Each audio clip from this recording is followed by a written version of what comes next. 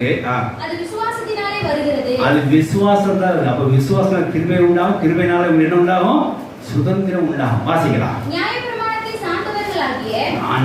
சார்ந்தவர்களாகிய சந்ததியாருக்கு மாத்திரமல்ல, அவங்களுக்கு மாத்திரமல்ல, நம்ம எல்லாருக்கும் தகப்பனாகிய நம் எல்லாத்துக்கும் தகப்பனாகிய ஆபிரகாமுடைய விசுவாசத்தை சார்ந்தவர்களாகிய எல்லா சந்ததியாருக்கும் அந்த வாக்குத்தத்தம் நிச்சயமா இருக்கும்படிக்கு அப்படி வருகிறது. அந்த வாக்கு நிச்சயமா இருக்கும்படிக்கு அப்படி வருது. எப்படி வருது?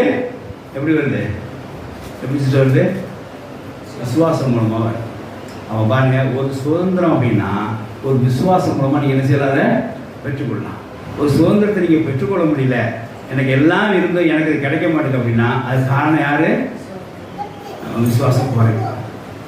நம்மளோட விசுவாசம் என்ன இல்லை, ஒரு ஆரோக்கியம் இல்லை, ஒரு ஹெல்த் இல்லை, ஒரு வீக்காக இருக்கிறோம், ஒரு லோவாக இருக்கிறோம், பாயிண்ட் சார்ஜ் ரொம்ப